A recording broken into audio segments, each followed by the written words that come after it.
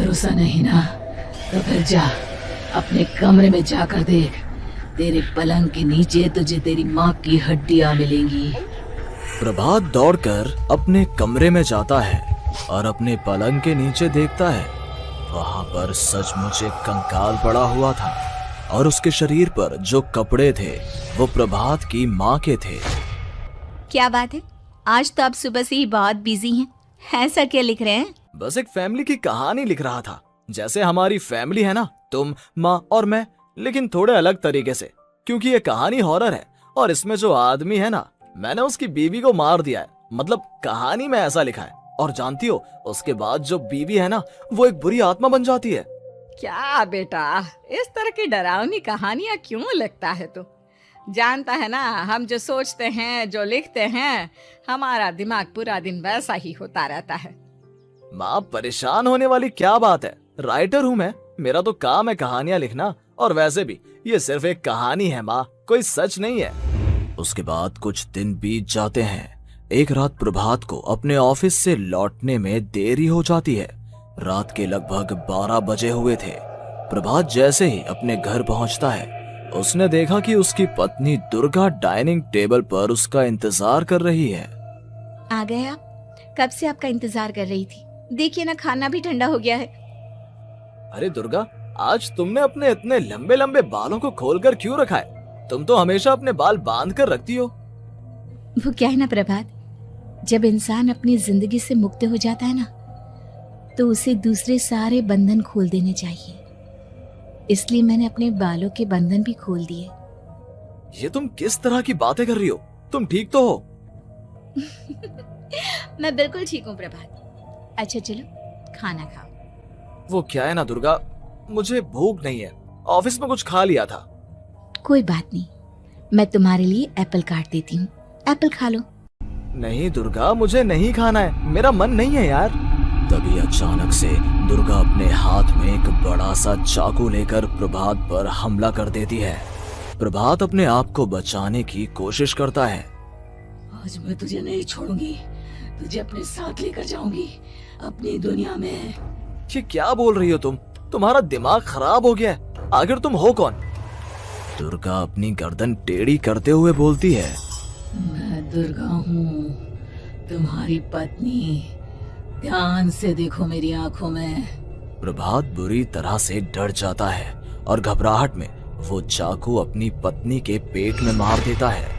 उसकी पत्नी की वहीं के वहीं मौत हो जाती है और उसकी चीख की आवाज सुनकर उर्मिला दौड़ते हुए बाहर आती है।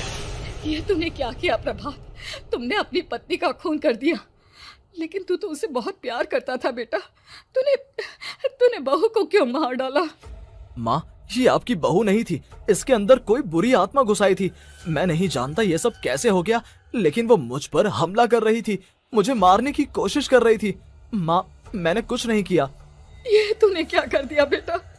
दुर्गा ने मुझे कहा था कि वो तेरी कहानी के उस कैरेक्टर की तरह एक्टिंग करके तुझे डराने की कोशिश करेगी। अरे वो तो तेरे साथ मजाक कर रही थी। हे भगवान, ये क्या हो गया? इसका मतलब दुर्गा। लेकिन माँ, मैंने जो कहानी लिखी थी उसमें भी ऐसा ही हुआ था। उस औरत ने अपने पति के साथ मजाक किया और गलती से उसके पति ने उसके पेट में चाकू मार दिया। मेरी कहानी सच कैसे हो सकती है? माँ, मुझे बहुत डर लग रहा है। अब ये सोच, दुर्गा की लाश का क्या करें हम? अगर गलती से भी ये बात बाहर फैल गई ना, तो तुझे पूरी जिंदगी जेल की सलाखों के पीछे रहना पड़ेगा। एक काम करते हैं माँ, हम घर के पीछे वाले बगीचे में उसकी लाश को दबा देते हैं। अगर कोई पूछेगा तो कह देंगे कि उर्मिला अपने मायके गई और फिर एक दिन हम भी अचानक यहाँ से कहीं दूर चले जाएंगे। कोई नहीं आएगा हमें पूछने, कोई नहीं आएगा माँ, बाद में जो होगा हम देख लेंगे। प्रभात अपनी माँ उर्मिला की मदद से दुर्गा की लाश को अपने घर के बगीचे में गाड़ देता है। कुछ दिन तो ऐसे ही बीत जाते हैं, लेकिन एक दिन अचानक रसोई से आ रही कुछ आवाजें सुनकर प्रभात की नींद खुलती है।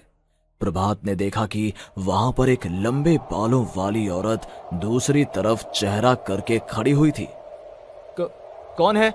कौन है वहां पर? अरे कौन हो तुम? मैं दुर्गा हूँ प्रभात। क्या हुआ? मुझसे इस तरह के सवाल क्यों कर रहे हो तुम? तुम दुर्गा नहीं हो सकती। दुर्गा तो प्रभात, मैं तुम्हारी पत्नी हूँ, तुम मुझे कैसे भूल सकते हो?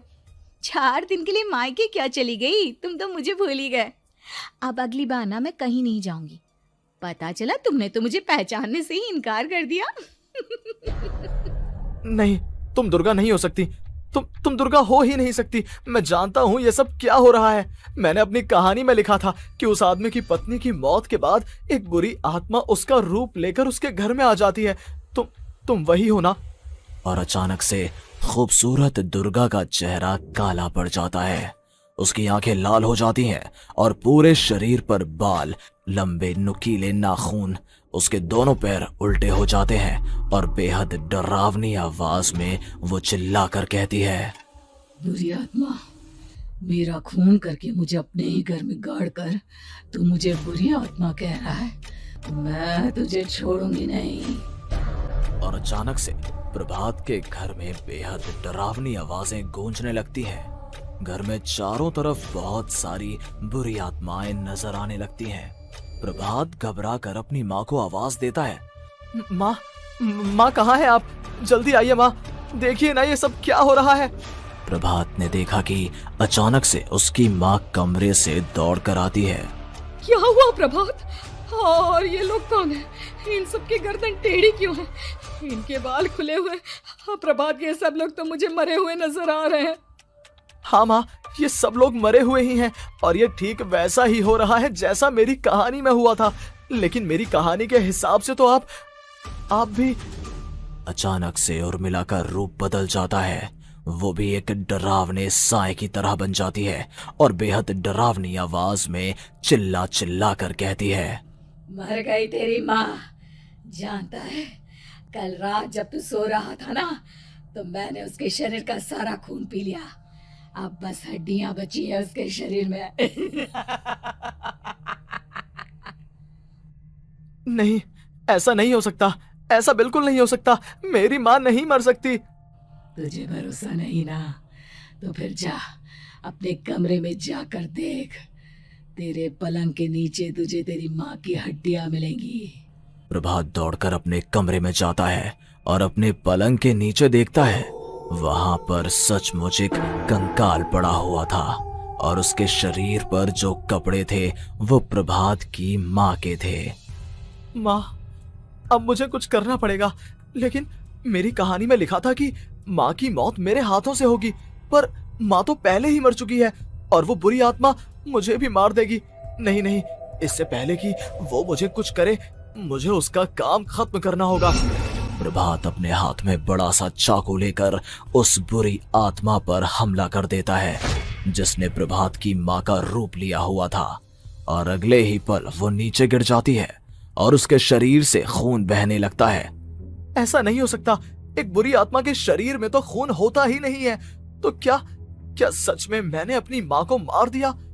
लेकिन अभी कुछ देर पहले तो फिर वो कंकाल किसका है? और ये कौन है? मैं पागल हो जाऊंगा। और अपनी माँ की लाश, इसका मैं क्या करूं?